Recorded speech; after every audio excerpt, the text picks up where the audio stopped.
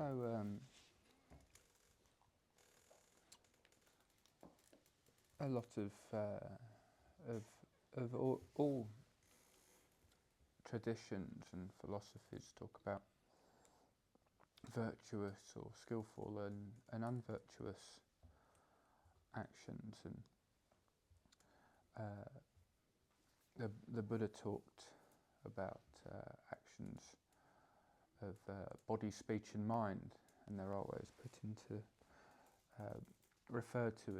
as in those three categories: body, speech and mind. And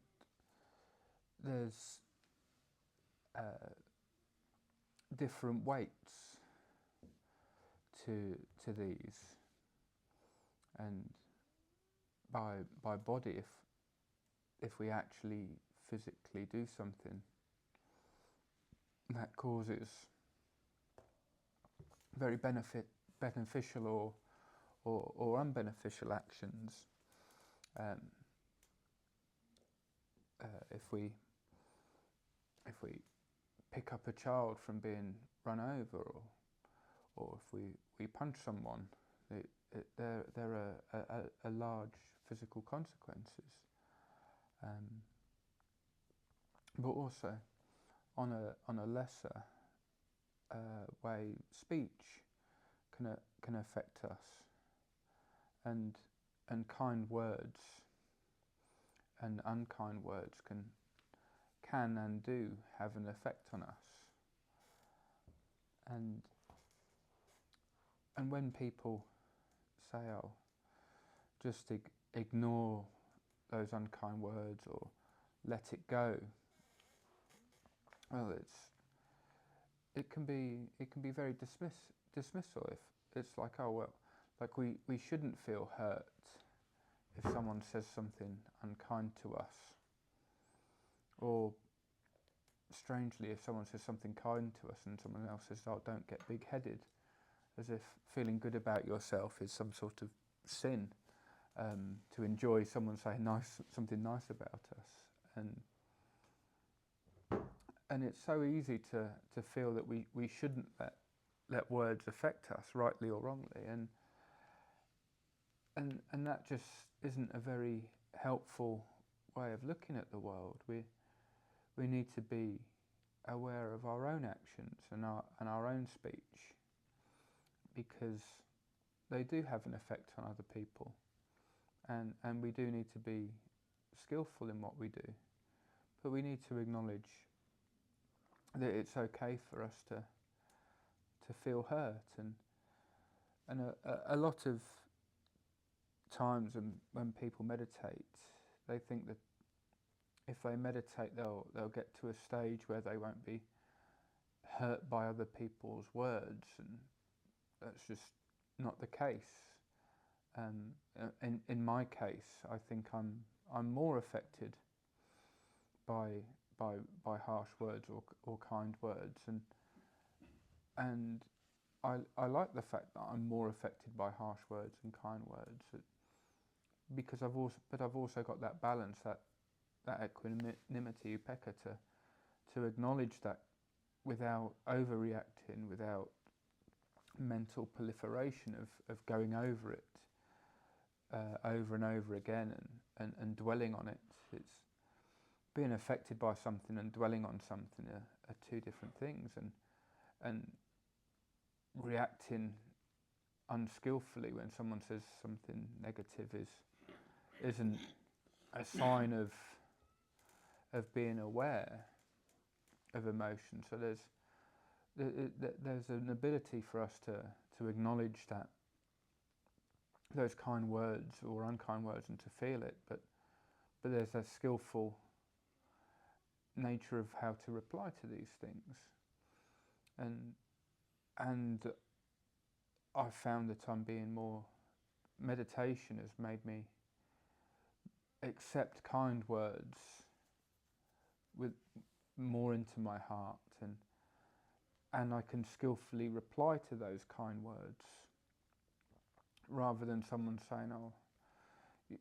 what you did was very good," or "I like your top." it's easy if someone says, "I like your top," to say, "Oh, this old thing," and dismiss it,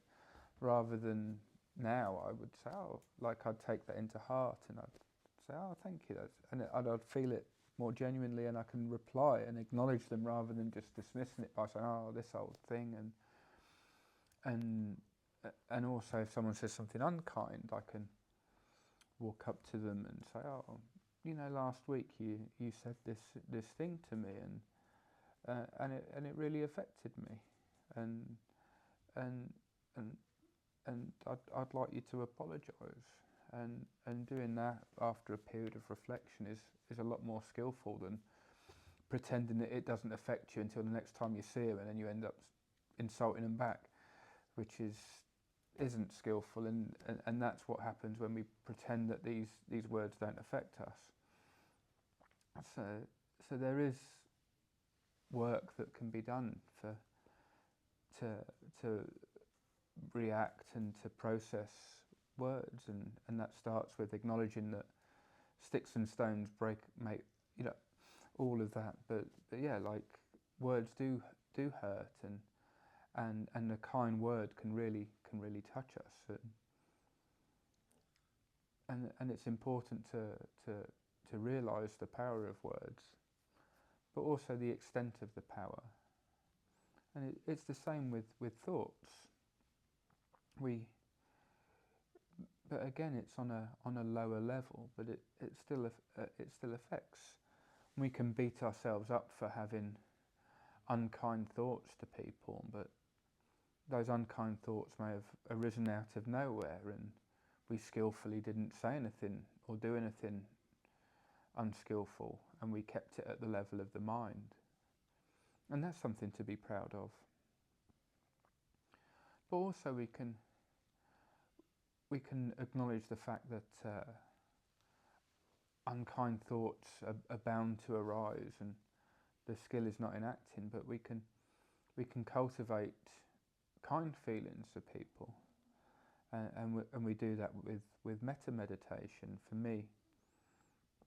before I started meditating, I didn't realise that kindness was a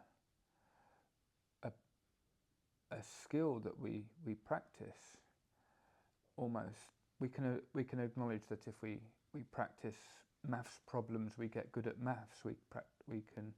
understand if we go to the gym and pick up heavy things, we'll get better at picking up heavy things. But we don't seem to acknowledge that if we practice being kind, we become kinder people, and those kind thoughts and not only increase our base level of happiness for ourselves and a base level of how we treat other people, but it increases our capacity to really love people on a deeper level, and we can see that people that weren't taught how to love don't have a very good capacity in relationships for loving other people, and it's a skill that we need to acknowledge, that we need to practice, not because we're bad people and not because we don't love people, but it's nice to love people more, and nice to practice loving people more and being kinder. And it's something that's, once we realise it's a skill to have and to develop, rather than a state of mind that is fixed, then practicing metta meditation makes more sense, and it all feeds into better actions with skillful speech but yeah, that's my thoughts on body, speech and mind, and I just wanted to dedicate the merit I've earned from teaching meditation today to my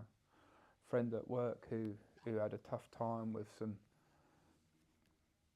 let's face it, some fat old white guy that was quite sexist and horrible to her. So yeah, Anamodana Sadhu.